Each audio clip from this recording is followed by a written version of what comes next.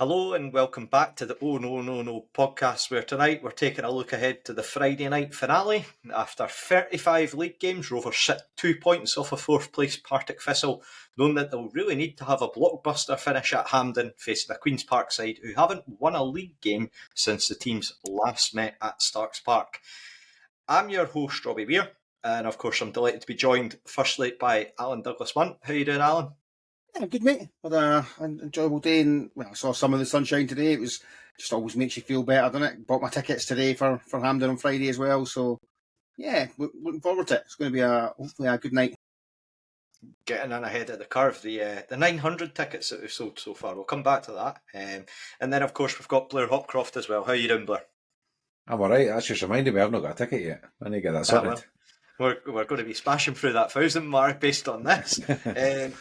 Yeah, of course, the final day finale. So, yeah, just to give you a small summary, if you've been living under a rock or you're uninitiated with it. Final day, so of course we are making the trip to Hampden to play Queen's Park.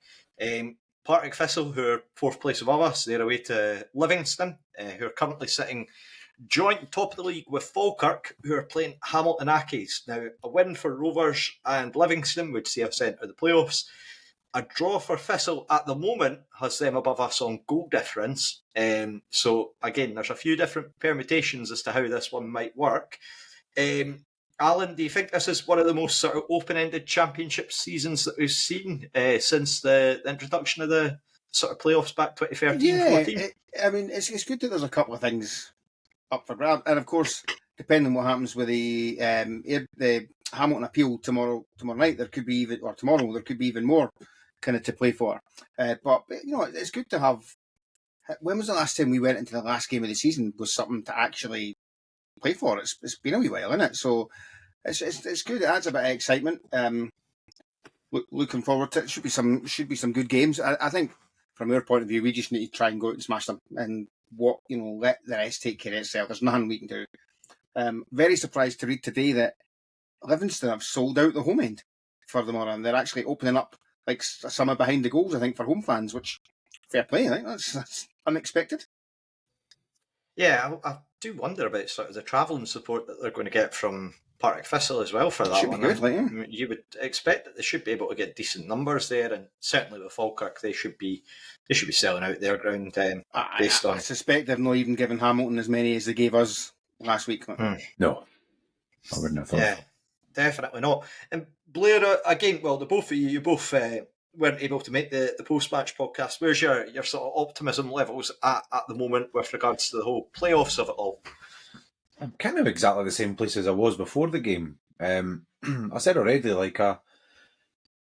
we're basically in exactly the same position. Do you know what I mean? It's nothing's really changed. Had we won on Saturday, I don't think we can go into the game against Queen's Park any differently. I don't think it changes an awful lot. A defeat would have massively changed that, because then you're banking on goal difference.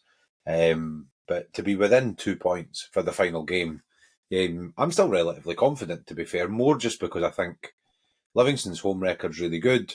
I mean, they've got a genuine chance of winning the league, which is hilarious. And if they were to do it, they're going to need to score a few goals. So, but they've also, it's interesting because it was Scott. I was listening to the post match. I finished it just today actually, and it was a point Scott made about how actually Livingston have got nothing to lose. If Livingston get beat 4-0, they still go into the playoffs in second. Nothing changes for them. Do you know what I mean? So actually, they've got a license to kind of chuck it, go for it, go right at them, right off the bat. So it'll be really interesting to see how that plays out. I'm a wee bit nervous about how we'll do, to be honest. It's a big game in the kind of scope of the season in terms of where we were and where we are and where we want to be and stuff. The financial as much as anything else, it's massive. And I think you could kind of see that on Saturday. Young goalkeeper, and it was just we just tried to chuck everything at them rather than just playing the way we've played for the last 7, 8, 9, 10 weeks and done well with. It seemed to just be that we kind of went a wee bit more direct and tried to kind of bombard. And I worry we're going to do kind of a similar thing on Friday night. But we'll see. Maybe Callum Ferry's due us a game where he's no good. He's got to be due us at least one by now, Christ. I mean, did Everybody we use else gets that? one. Did we use that up with the penalty that Lewis Jameson got just before Christmas? See, I don't necessarily blame. That's one of those really awkward ones where it's not quite right at his feet, and it's no. Like, if you dive for it, you're going to dive over it. It's just that really awkward kind of place that he's put it. If he puts that a foot to the left, a foot to the right, and Ferry saves it.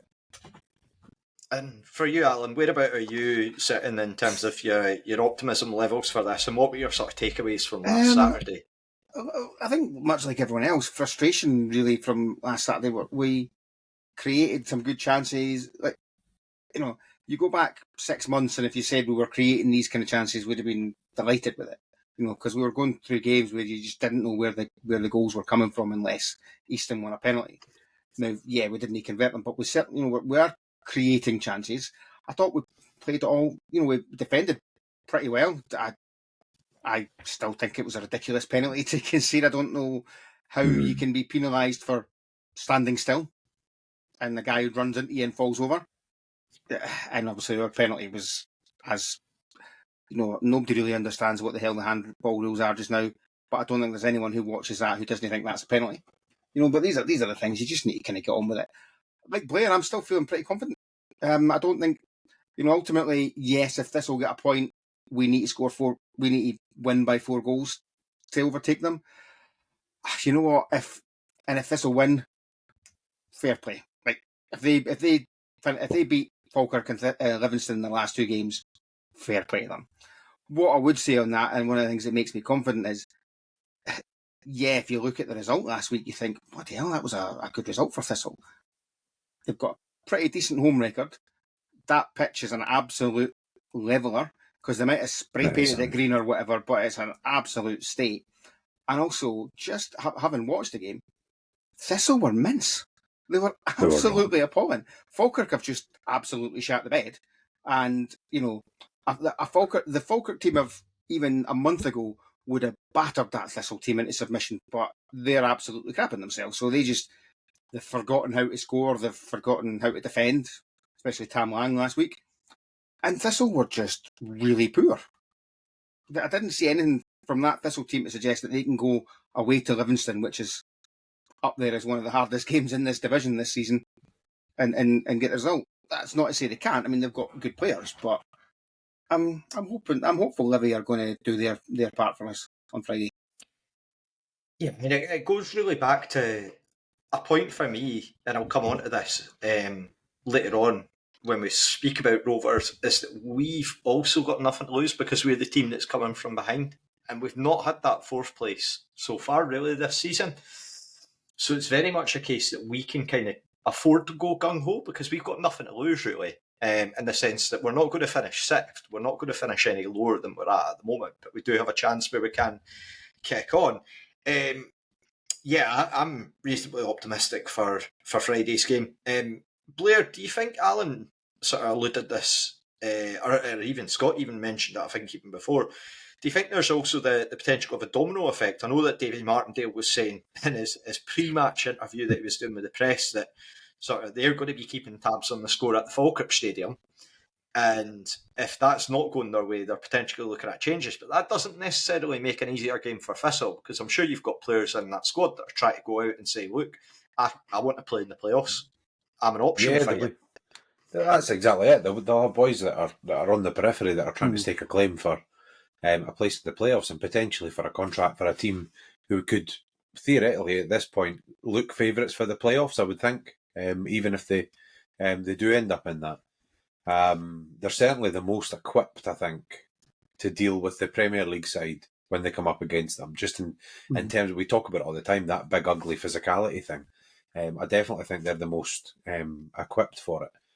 I think it'll be really interesting. It's a funny thing, like the game on Friday night at Firhill, I think had a massive impact on our game on Saturday, because it kind of, I think it made us a little bit nervy in the sense that like some of the changes that Robson made, you're looking at it and you're going, he's just making sure we didn't lose this game. Like, he's not chasing this. He's not going gung-ho, and it was the right thing to do. But like you say, on Friday night, we've got the opportunity to do that. Partick don't. So, I think it's a really interesting kind of position to be in, that you've got these all. I mean, it's the beauty of the last game of the season. All the games are at the same time. So barring any kind of, Falkirk having too many fans to get in the door and it gets delayed by 10 minutes or whatever, which has happened in the past as well, to be fair, in this kind of game. You know what I mean? Barring something like that, they basically run alongside each other. So you might have a bit of information coming from the crowd, but you kind of, I think Martindale's hit the nail on the head, and I think we're in a very similar position to them. We just need to look after ourselves. You've just got to do. I mean, if we go out and we beat Queen's Park 2-0, 3-0, whatever, and as Alan says, if Partick get a point or Partick win, fair play. Like, you can't account for that. But you've got to do your job first. And I think if you're too focused on what's going on elsewhere, it's probably where the nerves kick in. And like I say, it felt for me on Saturday. I was just watching online, to be fair, because I was working, but it felt for me on Saturday like we just approached it differently. It reminded me, I know I get I'll take the week's ban for John Greer, but it's like when you're watching ice hockey and the team pull the goalie, and you get a team who've been in possession, absolutely calm, doing really well. The other team pulls the goalie, and all of a sudden, it's like, we've got to get the puck, and everybody just kind of panics, and everything breaks down, and you lose all kind of shape. It's like the old Murray ball, when Murray used to just chuck everybody on, and you're like, we were in control. Why have we changed it this much? So I'm hoping that we approach the game in the right way, and just hope that the other teams do their job, basically. I think something else to think about with Livingston is, say Falkirk are 2-0 up after 15, 20 minutes, Livingston can't go making 3-4 substitutions straight away, because they've got to bear in mind they might pick up injuries later in the game. So, they can't go absolutely mental. Yeah, they maybe make a couple at half time or something like that, but as you say, all we can do is take care of their own game. They've got a week off too, so I don't see them making changes to rest people. I just don't see it. Yeah, it's. I'd be really surprised if he did, to be honest. Davy Martindale can be one of these types of people that says one thing to the press and then it's a very different reality. He's got a good track record of that, which I think is fair. It's it's losing the league on goal difference versus losing the league by 3 points. I mean, nobody will remember the fact that Falkirk absolutely shat the bed, and down the years it'll be they finished on level points and Falkirk won it on goal difference. That, do you know what I mean? Potentially is the thing that he can kind of hang his hat on, and like I say, go into the playoffs with a bit of head of steam behind them.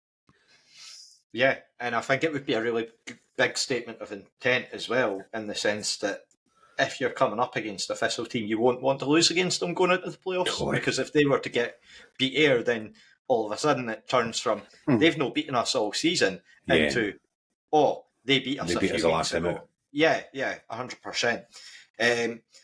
Alan, you referenced earlier on Hamilton Accies appeal. So just to give a sort of a simplification on it. Effectively, they initially got the ban or the points deduction from the SPFL. What's happened now is that they've appealed it and it's gone to the SFA, so the governing body rather than the league body.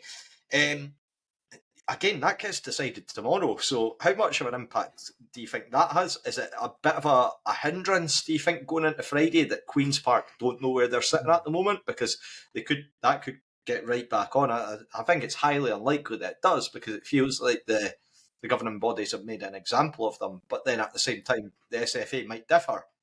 Yeah, I mean, it shouldn't. You'd like to think it shouldn't be affecting the way they're training now. I mean, every professional football team should be training through the week with the aim of trying to win the game of football you're going to play. They still get, these guys aren't going to be hugely paid, despite Willie Hockey throwing his money around. They've still got win bonuses and stuff to go for. I think it's still between, them and Dunfermline are still fighting over 7th or whatever it is. It makes a difference in money. With Hockey pulling out his money, it's, it's something that Queen's Park could could do with. Maybe even actually put up a stand behind the goals at that stupid wee stadium they're going to be playing at next season.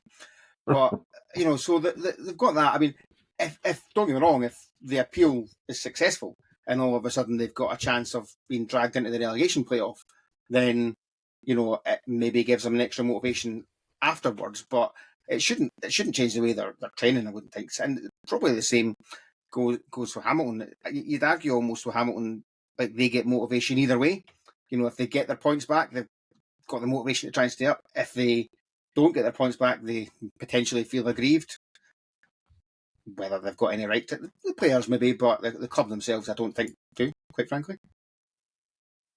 Yeah, I mean, I think the main grievance would probably be with the fan base in terms of the Accies one, certainly more than anything else, but they've had no say in terms of what their club's doing. But what I would say as well, actually... there's a...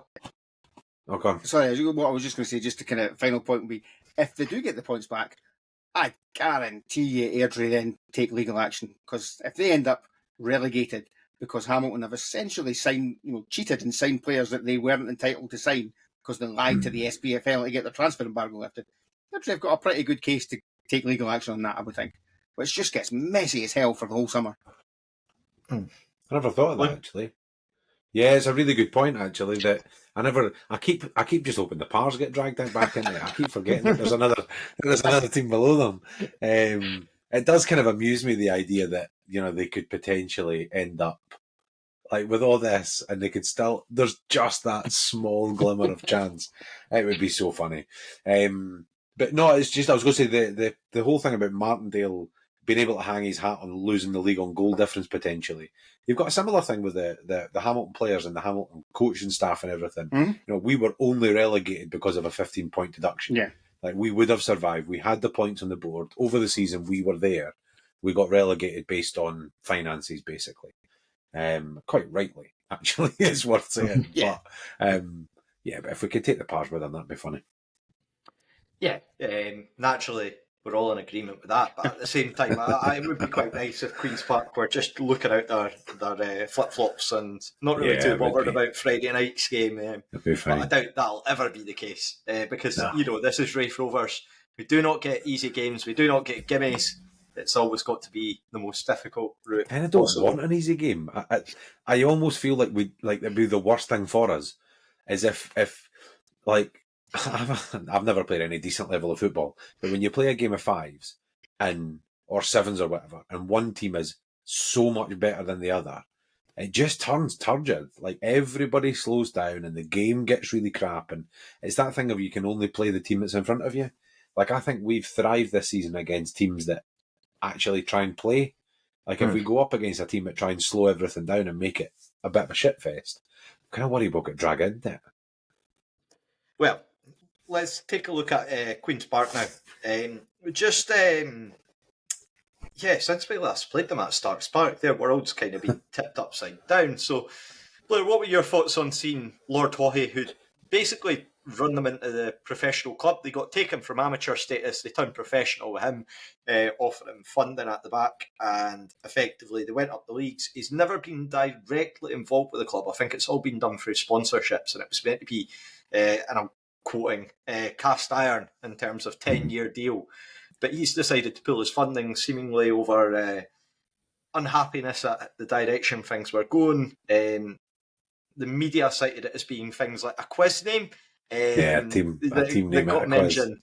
I suspect it's more in terms of the fact that I think he brought his son-in-law or something like that as a director of football or something along those lines. Just what have you made about the whole situation that's unfolding there? Because Queen's Park were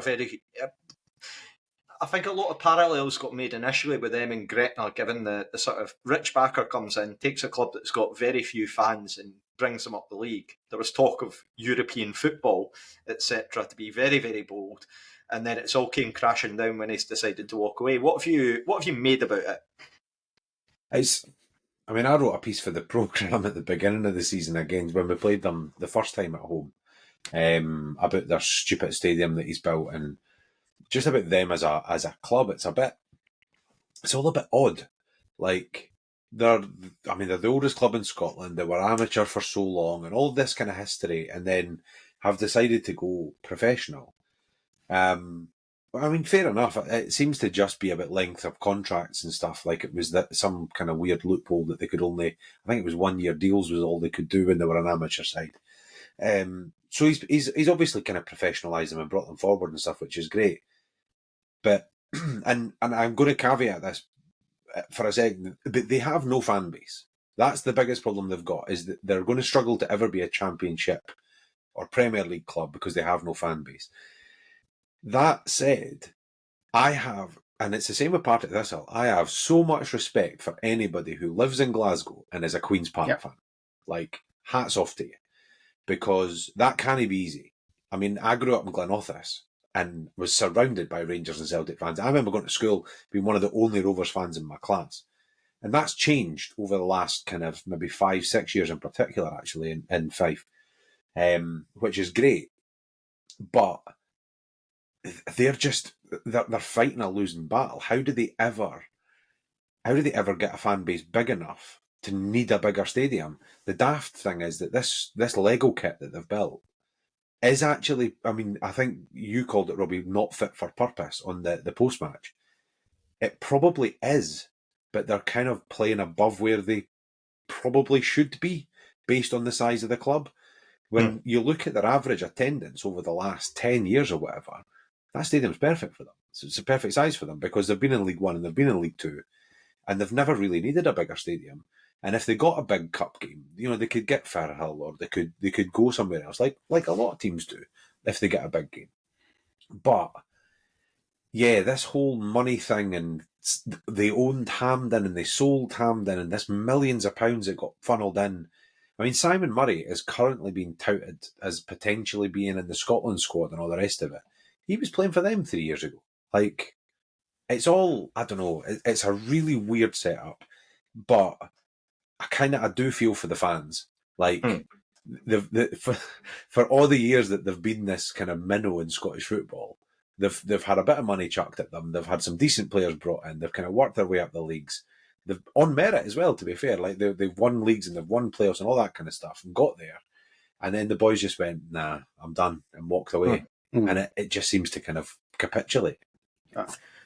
What really strikes me for Queen's Park is that you watch the way that they've gone about building the club since they've turned professional, and it's a very strange one because with them, effectively, they've tried a lot of initiatives in terms of, for instance, bringing in kids, but then they also bring in rules about like things like, oh, you're not allowed a drum at the game, or sending out a survey that's saying, basically, we're leading questions like, this might help our the team that we're playing against. Would you be comfortable if you were banging a drum and it was getting the opposition players motivated?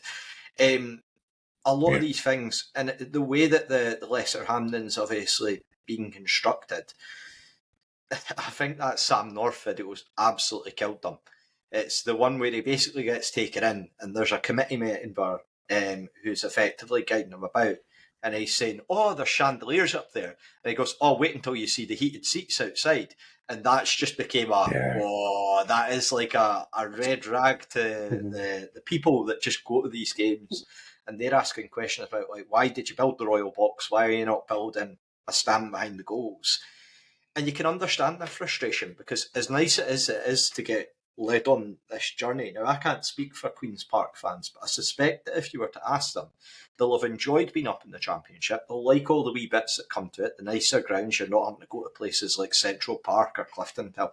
Obviously, those two grounds are now out of the league, but places that are a bit more, there's a wee bit more to them. And you go there and you feel that you're a bit of an underdog, and you take on teams like Raith Rovers or Dunfermline and you're getting promotion, etc.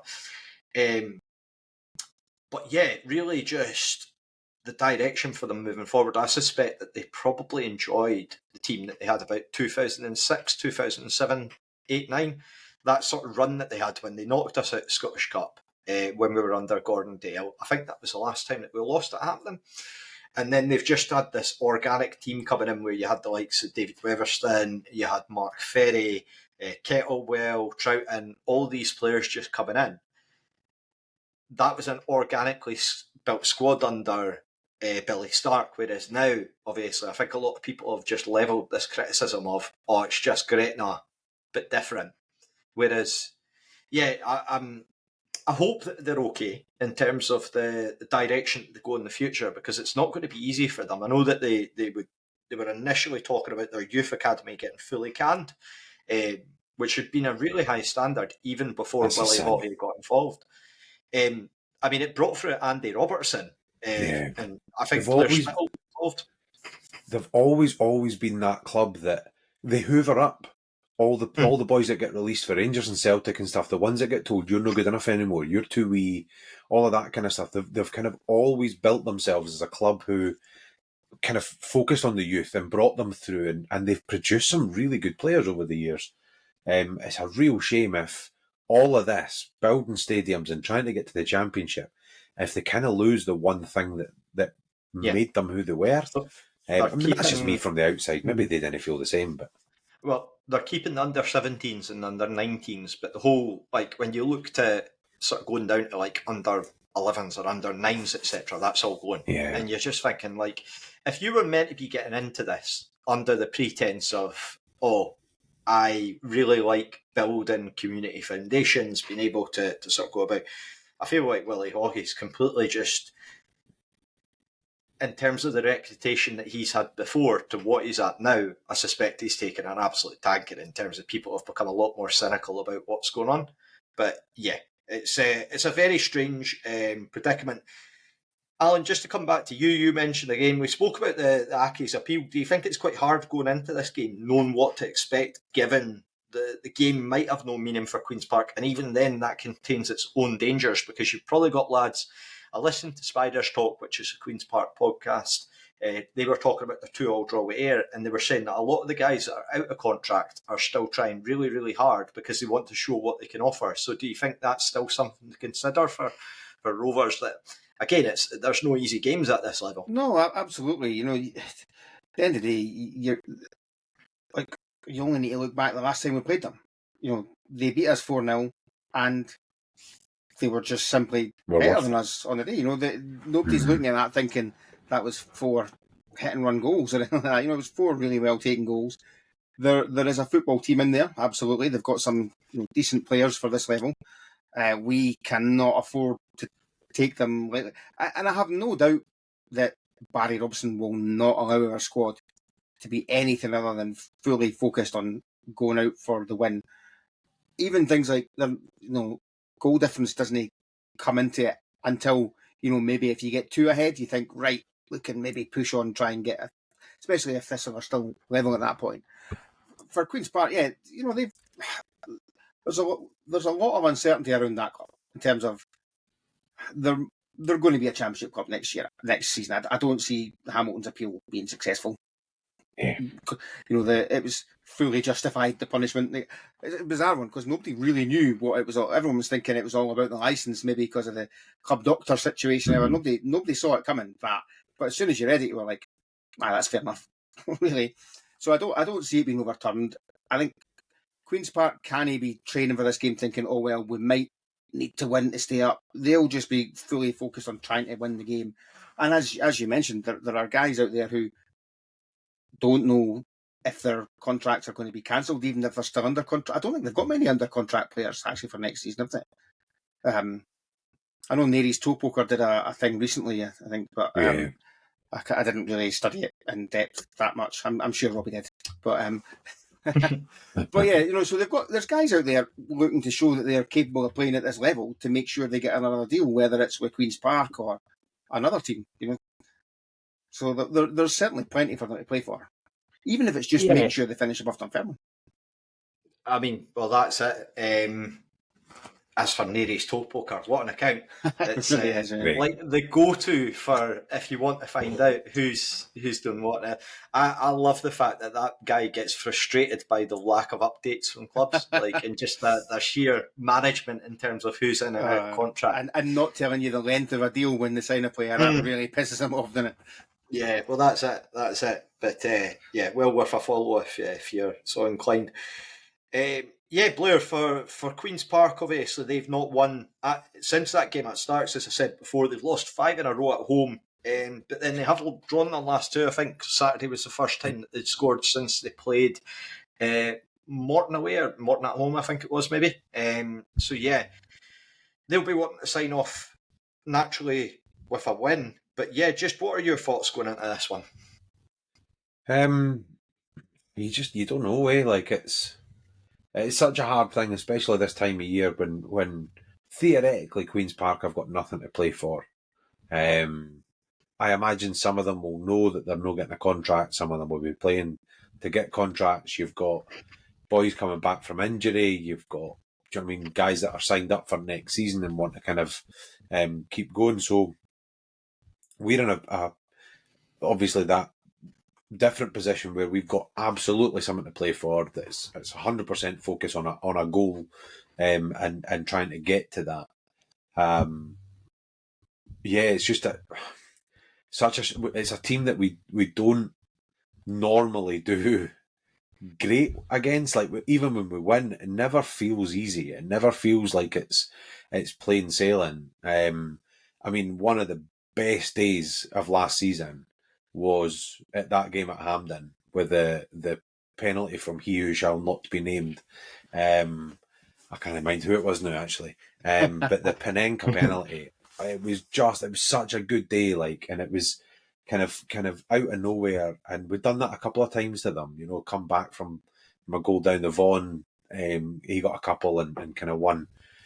We've always kind of done pretty well against them. They in January shipped players out, never really replaced them. Looked like they were in a mess. Couldn't win a game. Beat Rangers out of nowhere, and then pumped us 4-0, and then got back to being shit again. And I've been kind of shit ever since until the last couple of weeks. I mean, Ayr are a funny measure of where they're at, because Ayr are also kind of in a weird position. So I don't know how much to read into the 2-2 that they got last week. But I mean, they went to Somerset and got a point. There's not a lot of teams this season have gone to Somerset and got anything. We certainly haven't. We've tried 3 times, and we've got absolutely nothing out of them. We'll win the next time. I think yeah. Well, hopefully. I don't know what to expect, is the honest truth. I really, really hope that it's plain sailing and we're 3-0 up inside the first 20 minutes and it's absolute easy street. But it's Callum Ferry, like, he hates us. He actually hates us. I mean, that was my next point, literally on my chat, or my notes there, Alan, was, is it typical that we've got to go up against the Rovers boogeyman that is Callum Ferry in our final league game? Yeah, but what better goalkeeper for Lewis Vaughan to get his first goal of the season and Sean loves a goal at Hampden, Vaughan. Well, absolutely. He likes a goal against Queen's Park, and what better place for Sean Byrne to get his first goal in 17 years or whatever it'll be. So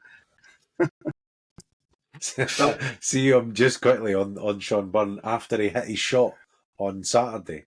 I stuck a fiver on up the score. I was like, he is up for it today. It is happening. Never even got a sniff. I was genuinely sitting there thinking, right, what funny thing can I say to announce a Sean Byrne goal? I had it in my head. I was like, he's in the mood for shooting today.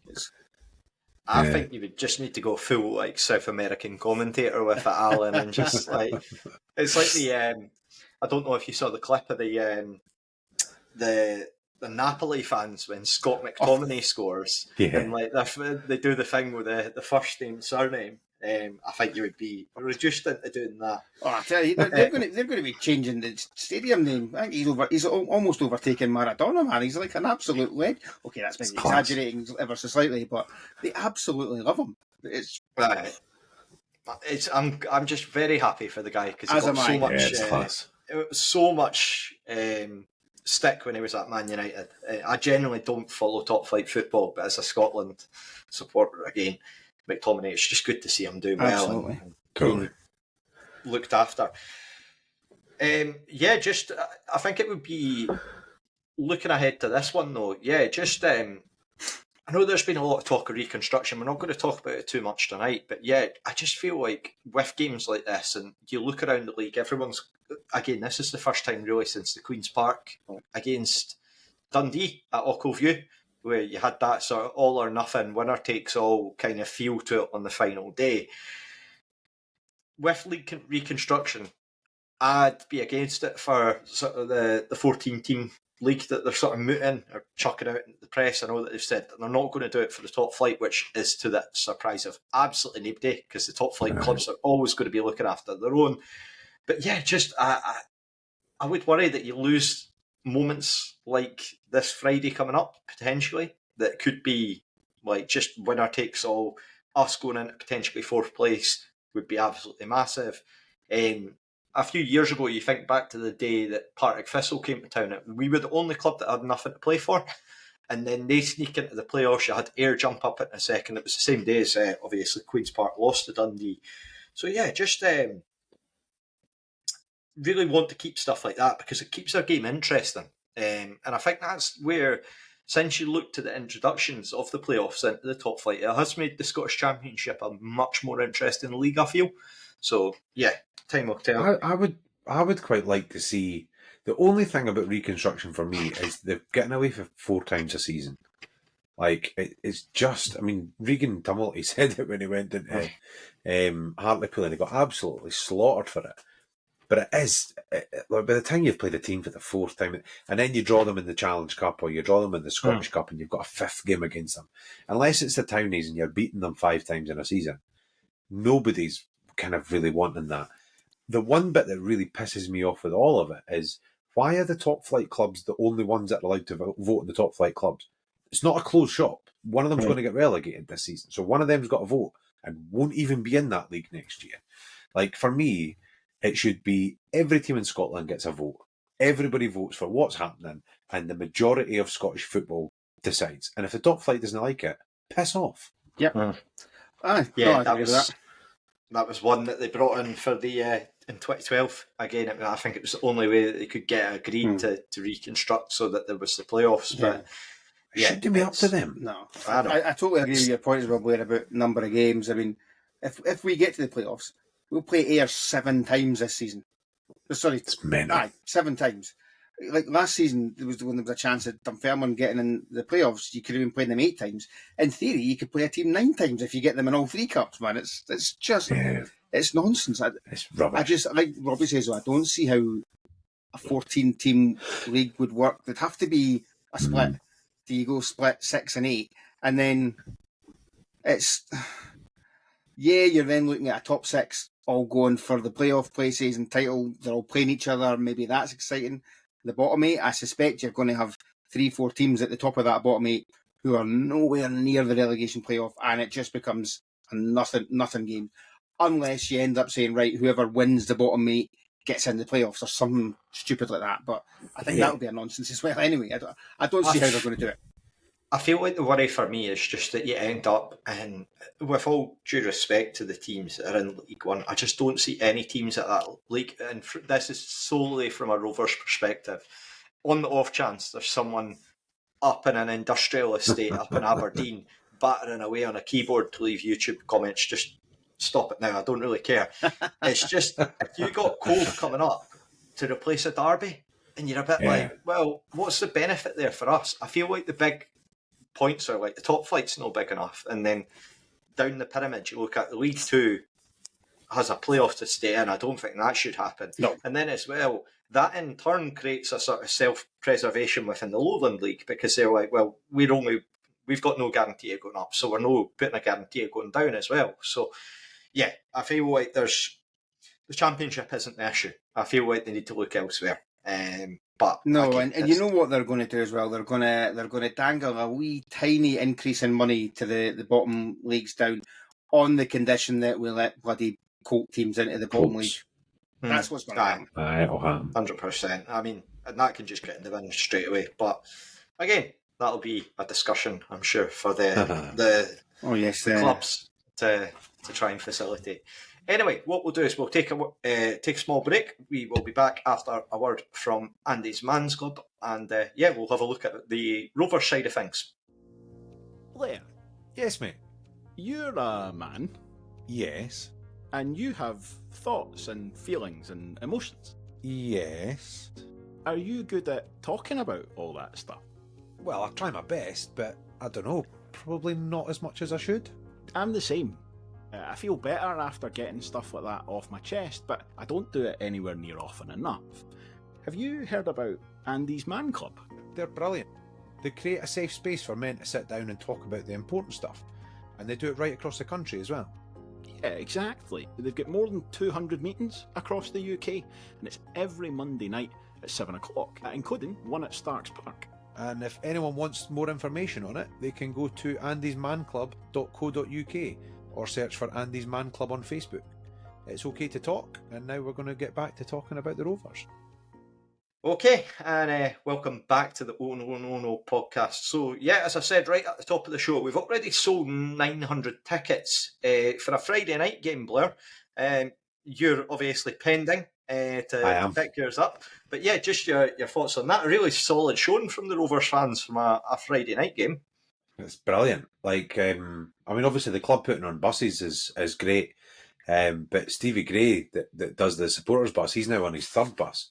So he's got 2 coaches going. And when the Rovers sold out, he still had people coming to him. So he sourced a minibus. So he's got another 16 folk in a minibus going through on Friday night, which is great. More the merrier. It's funny because my wife's actually coming as well. She said to me the night, she's like, oh, have we got a ticket for Friday night? I was like, there's 52,000 seats. I think we'll be all right. I can't see them cutting our allocation. Like, they need as much money as they can get. United? Yeah, totally. I looked at the, based on the tickets even there, they're done by section, so it's not allocated seating as well. So you're kind of just like, I think it's just like section I or section J or something like that. So you go in and just find a seat and you'll be sorted, which is good. Alan, just for you, historically, 2nd of May at Hampden for Raith Rovers, that means just Graham Weir. Was that a game that you made it along to? I did, yes. I got an early. I was living in Lookers at the time, and there was a 4 or 5 of us, I think, got the train through, getting funny looks for sitting drinking booze at, I think, maybe 10 o'clock in the morning on the train or something like that. I was like, we weren't caring. Here's the funny looks you want through Glasgow. I was thinking about it the other day, actually. I cannot remember if I went Dundee and then Glasgow or Edinburgh. Not that it's really important, but yeah, that's probably a reflection of how much drink I had in the day. Actually, I've got no recollection of which direction I went in.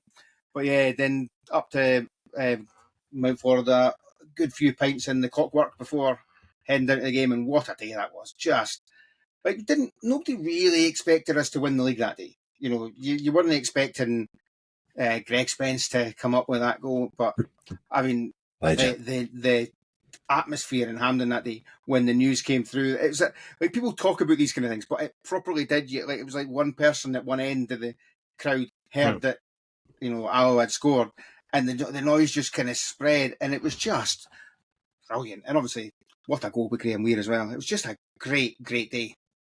I didn't like when Wanyama got sent off and it rippled through the stand at New Douglas Park.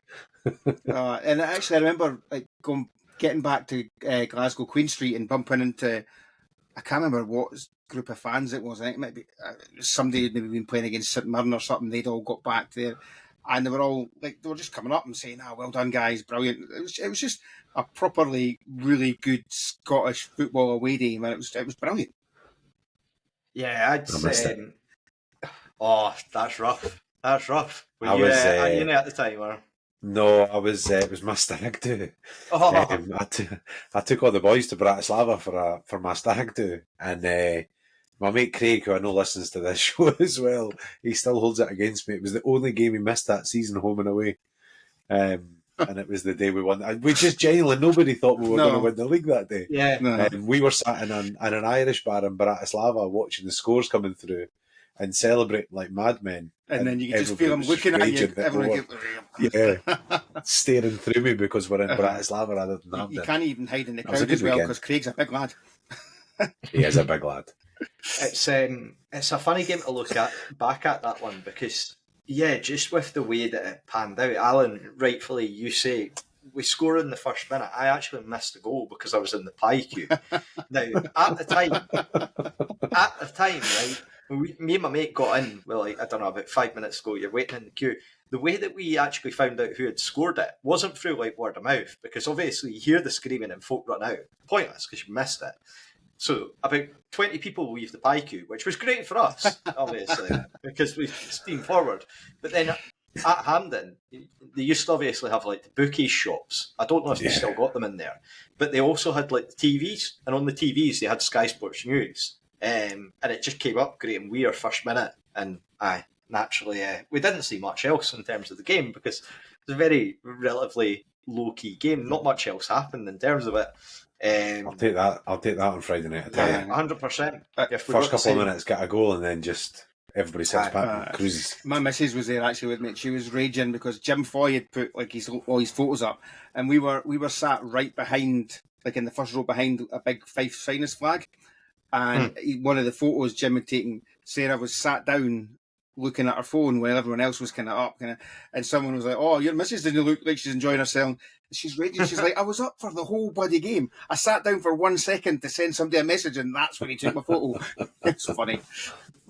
Oh, yeah, just with that day as well, just like you say, the Greg Spence goal, it was kind of weird because it like rippled through the stand, and then it almost had like a reverb effect where it came back and people thought Alloa were 2-0 up, and people had to like double check to see if it was just a 1 or 2. But again, that was pre-smartphone era, so it was just a bit of a different time when you look back. That whole run-in was just brilliant. You know, Ayr United fans celebrating on Pratt Street, rightly so, because we all thought they'd won the league then Marvin comes out where, you know, you've got to believe. You know, turn like the day at Fourth Bank a couple of weeks before was brilliant as well. Like, I remember the game that Kevin Smith broke his leg and Hislop scored the winner.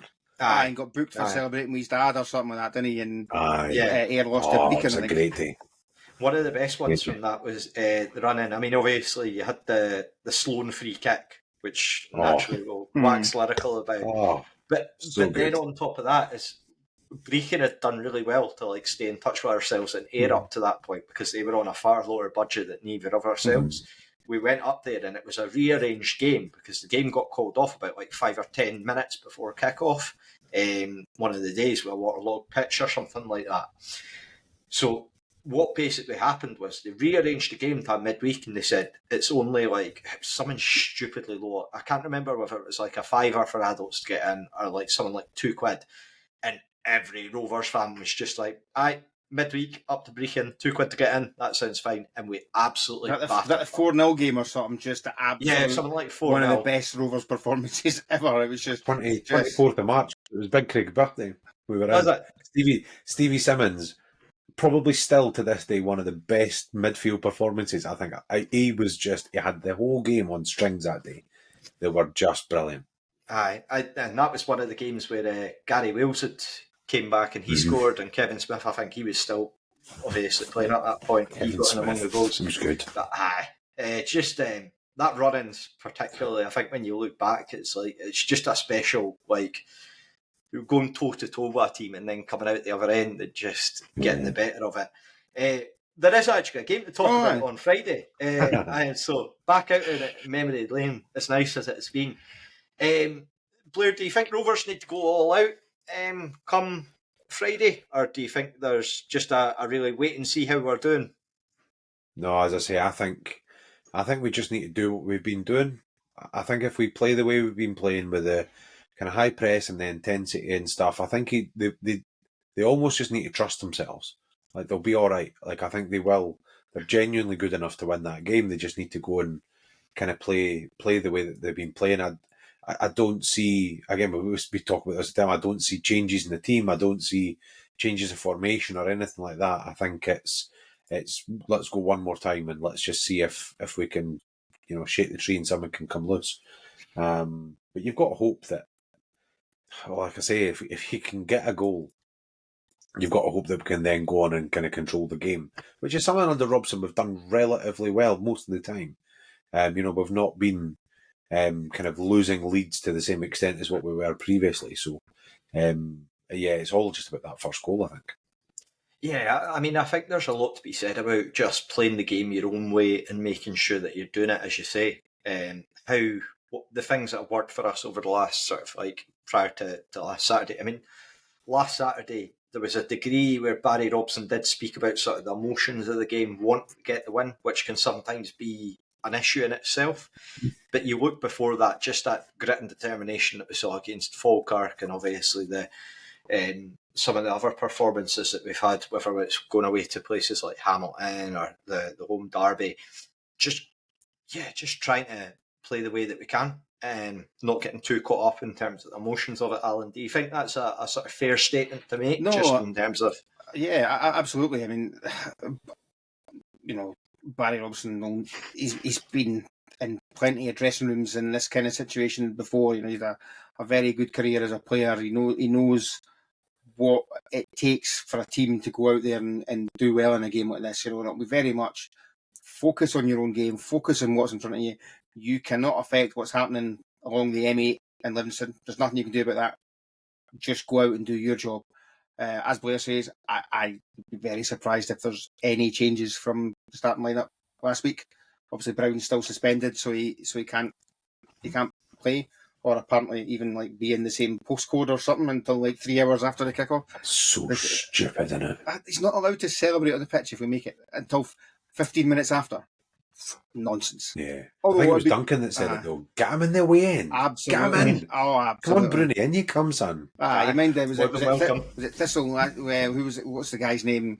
The boy that booted. Was Siri Williams? That's the guy. He was in the stand. Oh, yeah. You didn't even need to finish it. I know it straight away. It's like... Get Bruni in there. Get the cameras on him. Wraith TV should just have a Bruni cam if he's in the audience. You know what? Just put a GoPro on him and just see his evening. Aye. Yeah, I think... Turns out he's injured for the playoffs because somebody's been jumping all over him and he's... Aye, yes. So this is absolutely. That's who it'll be. A call for all Rovers fans. If we do make it, please do not crush our captain or injure him in any way. That is very, very bad. Yeah. Bad form if we were to do that. So yeah, just that would be typical Rovers if that did happen. To be fair, wouldn't it? I'm really looking forward to Friday again. Just bringing back those memories of the Queen's Park game. We've got nothing to lose. It's very much just one where we're up against the odds. Got an opportunity. Nobody, I think, looking earlier on in the season, gave us a chance of finishing fourth. Particularly a lot of people within our own fan base. I think it would be a huge statement of intent if we can go out and grab it. It's not going to be easy by any stretch of the imagination. And again, I think I would hope that the players will want to sort of right the wrongs of that previous game that they had against Queen's Park, where if they shot that they had basically was hitting the net. You only need to go back as far as the bloody last game at Capel when we'd gone from 2-0 up to 3-2 down. If you'd told us then that we'd be going into this game only 2 points behind Thistle with a very good chance. Yeah. So you're not even going that far back to when it didn't seem likely. I think that's a huge thing for me as well. I think the support, if there's 900 to 1,000 or whatever going through, I think we've got a bit of a responsibility as well, as much as anything else, to win, lose or draw. This has been a decent end to a pretty shitty season. Mm-hmm. If they don't make it, then they don't make it. For me, there's still I don't have any expectation. I'm not going into this game thinking we absolutely should be in the playoffs at the end of this. Yeah. We've got a chance. It would be great if we get there. But as Les said the other day, we're not there right now because of the first quarter of the season. Not because we drew with Morton on Saturday or because Dylan Easton put the ball past the post or Bruni missed that chance against... I can't remember who it was against now. It was that bad. Airdrie. But I'm it's been a decent end to a pretty shitty season. We've turned it around. The ship is kind of, in my opinion anyway, is going in the right direction. We've just got to kind of get behind them now, I think. Yeah, fully. I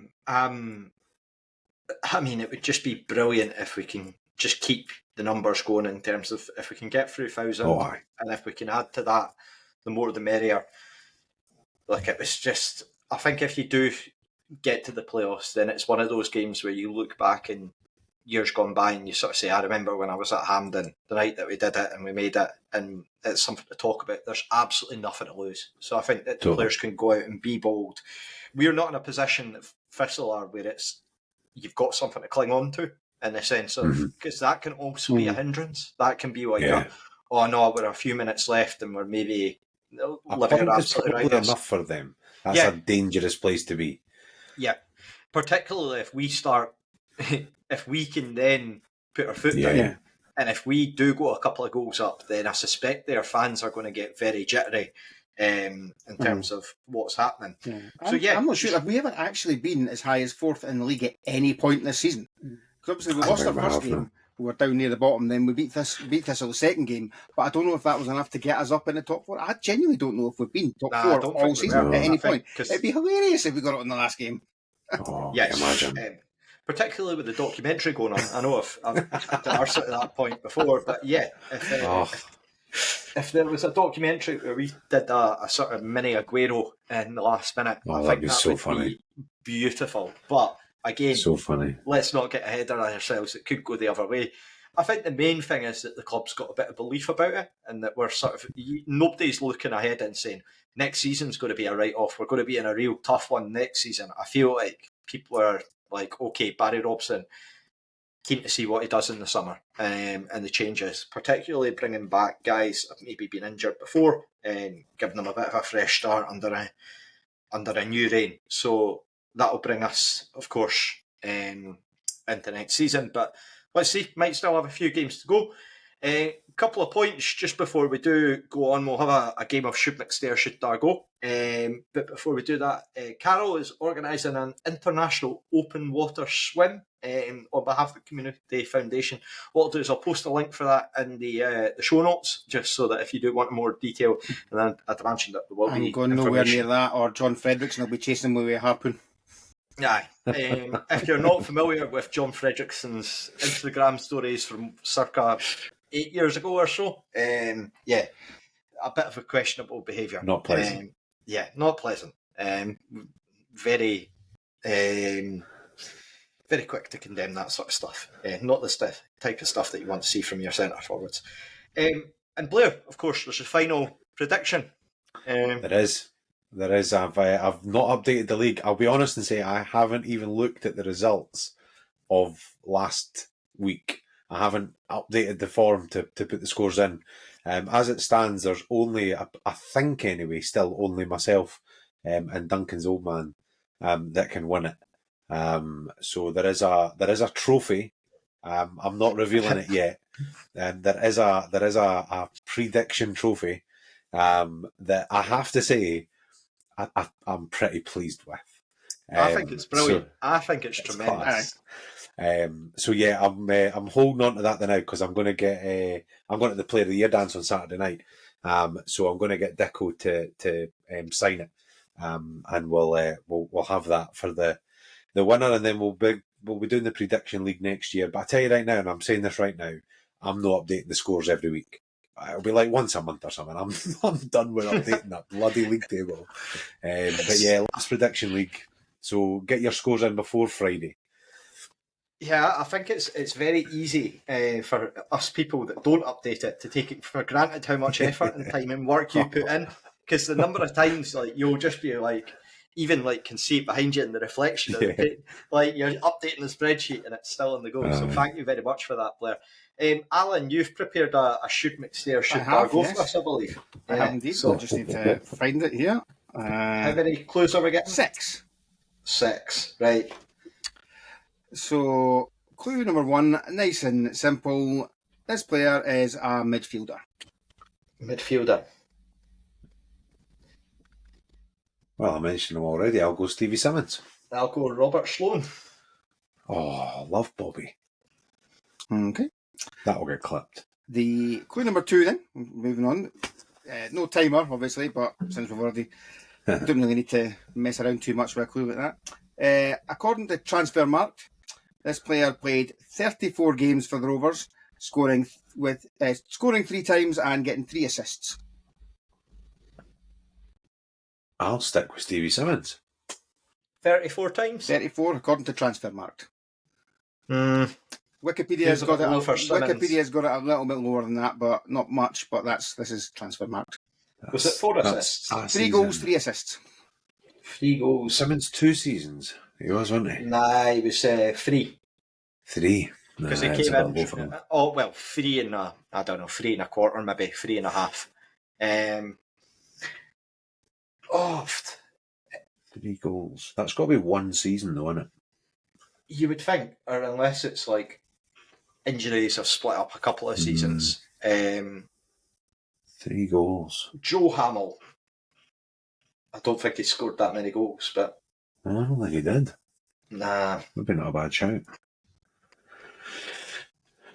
I'll stick the now. I think Robbie's right. It's definitely too low for Simmons, but I'll save myself. Fair enough. Clue number 3. This player has played for 7 different Scottish League clubs. All of them are either on the East Coast or in Central Scotland, and 2 of them are no longer in the league. That's Brechin and Berwick, or Cowdenbeath, or East Stirling.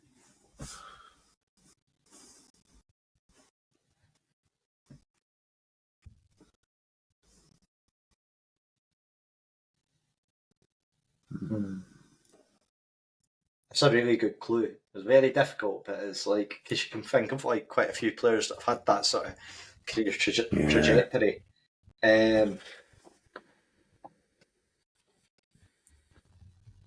2 clubs that are out of the league, though. Aye. I'm just thinking of like players that have played for Cowdenbeath. Yeah, I'm the same. Not a lot of midfielders. Nah. I mean, the only one I can think of is Scott McBride, but he wouldn't have scored 3 goals. No. I don't think he'll have played for 7 clubs either. No. East Fife and Cowdenbeath, and then Montrose maybe. I don't think there's much else than that. I know he was at East Fife for a bit. 34. 7 clubs. It's quite a lot, actually. It is. It's quite a lot.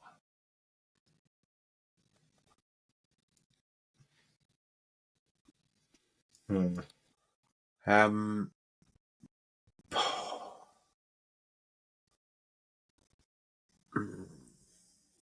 think players that play for even.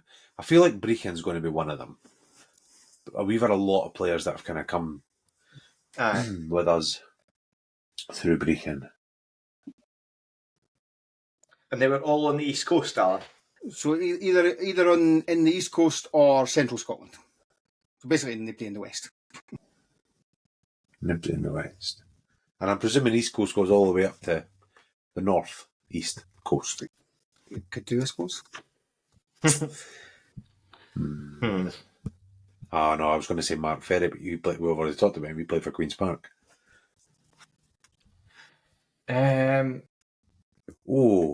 Stuart Anderson. Interesting one. Don't think he scored 3 goals. I'll go with Scott McBride. I don't think it is, but I'll go with Scott McBride because I can't think of anyone else. Okay. The next clue? Yeah. Okay, so clue 4. Signed by John McGlynn from one of the 2 teams who are no longer in the league. That's annoying because it's also fits Scott McBride, so I'll stick with that. Yeah. I think it also fits Stuart Anderson. I think he came to us from. Did he come to us from Brechin or was it Peterhead? Peterhead. Aye. Or it might have been Peterhead, or it was someone like York City or that from down south. Signed by John McGlynn. You haven't said Mark 1 though.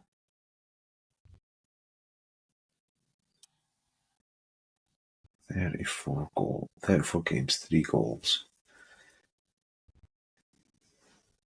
Midfielder.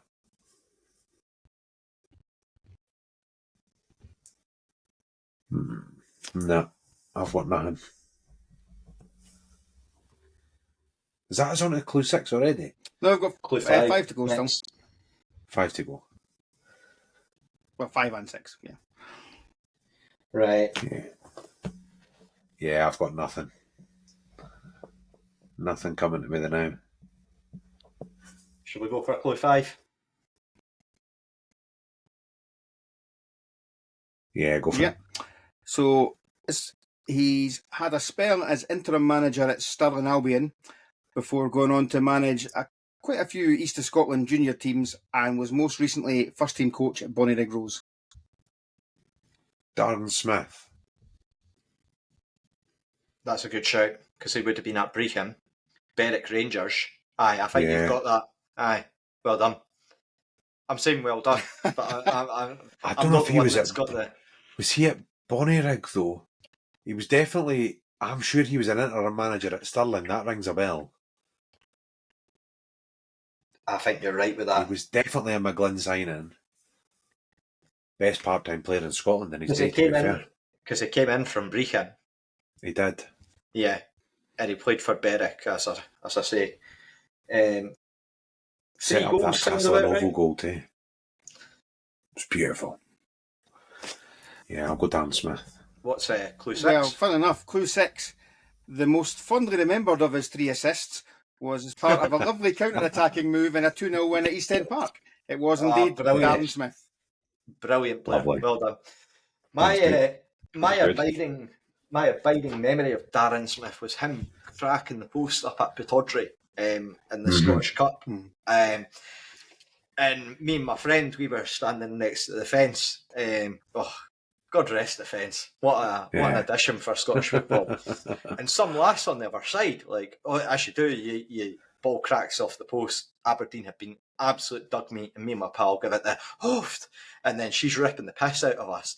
As soon as Taddy scored, I was straight over and giving a pelter right back. Now, towards the end of the game, said lassie gets so frustrated that she kicked the seat in front and broke it in half. And you just hear someone down the front of the stand going, "Someone get that Jakey with the handbag under control." Just laughed. No. Probably one of my favourite away days of all time. Absolutely. But yeah. My favourite Darren Smith story actually was he worked as an account manager in the key account team at Scottish Widows with one of my mates, Richard, who's a Partick Thistle fan actually. And he'd messaged me and saying, "Oh, by the way, Darren's just confirmed he's signing for you guys." And I'm like, "Oh, right on fucking pie and Bovril." Darren goes into work on the Monday. He's like, "Richard, I'm never telling you anything again. It's the story's got out." I was like, "That was me. I'm the leak." Yes. He was genuinely, like, in his day, he was the best part-time player in He was a Scotland. really good Oh, player. yeah. Without a shadow of a doubt. How he never went full-time. I mean, obviously that's why he clearly had a good job. But, he was a cracking player. Really good. What I find funny to look back about that point is that you go through the teams like your Brechin Cities and your Peterheads at that point, and it just felt like part-time had a really good standard of player. Like, particularly the midfielders, you had they had, aside from Darren Smith, they had Charlie King as well.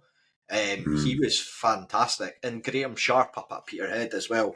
I know Graham Sharp, he worked on the oil rigs, like I think during the close season, and basically would come back on shore and occasionally miss like games. But yeah, just looking back, like the standard again. That was back in the hybrid days, like when we had we were the full-time, part-time hybrid. We were we were the team who actually best made that system work. You know, it was McGlynn. It absolutely worked for us. You know, we had good part-time players who were able to keep themselves fit and could train 2 nights a week and still fit in with the team. Other clubs have Roads do something similar, or are they? I don't know if they're properly full time now. Airdrie as well. Yeah, I think Airdrie are now full time though. Yeah, they are. But I remember, I could be wrong on this, but I seem to remember the end of Darren Smith being exactly that. We were going full time, and we were scrapping the hybrid system. I think there was a few decent players were let go because of that. Because Dougie Hill was another one, and he went full time. And I mentioned this, I might have been on the show actually last week.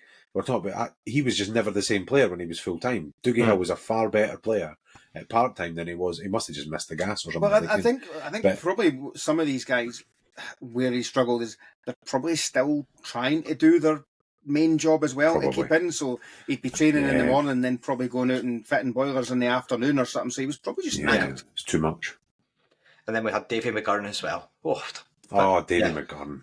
He's still a fine specimen of a man. McGurk, as he's now known. When he was at Starks a few weeks ago, giving his dodgy interview to the Five Free Press, I was chatting to him and Guido van de Kamp, and Dave McGurn looks like he could still be out playing. He's still doing his personal training course thing at the college and stuff as well. So he's still I'm sure I asked this every time his name's mentioned, but is he still up at Kelty doing goalkeeping coaching up there? He's I'm not sure. he's on the management staff now because Is it's he? the interim. Is it who got the job? I can't remember. Oh my god, that's annoying. One of the players anyway became a player manager, and McGurn's Tam Weir, thank you. Aye. And McGurn's one of his. I think there's 3 of them or something are kind of sharing the duties, and McGurn's one of them. Fair play. I'm like, there's very few players that I bump into occasionally where I genuinely turn into a 10-year-old boy. And David McGlynn is one of them for me. Every time I meet him, I'm just totally starstruck. When he introduced himself to me, he's like, I'm Dave McGlynn. I was like, oh, I know who you are. I know. Oh, it's funny when that happens when you meet players like that. It's like the thing they did last year with the Q&A with like Scott Thompson. Then he's like, I'm Scott. Yeah. I'm like, I know. It's like, yeah. I just feel like with players, like if I was to chat to them, I'm just like total ready. I'm like, nah, I'm wasting your time. I'm not worthy. But yes. Aye. Right, okay. Speaking of John McGlynn, we will be back, of course, following this Friday's finale, where hopefully Livy can do us a solid. If Livy get top spot and we get into the playoffs and everyone's happy, then we'll probably have a bit of laughter. And then not Falkirk out of the playoffs. I mean, I love John, but that would be so funny. It would be very funny. But I mean, the main thing is Rovers getting into the playoffs, of course, and the Partick Thistle asking them when the documentary is, if that comes to pass. And let's not look past the year as well if we do get there. So. Yeah, well, to be fair, we can as long as the players don't. Yeah. Hopefully we'll be back for another, after a post-match, we'll be back for another pre-match, looking ahead. But yes, who knows? It's all up in the air. Just got to see how Friday goes. All roads lead to Hampden. All roads lead to Hampden, I should say, Blair. But thank you for taking the time to listen, and bye for now.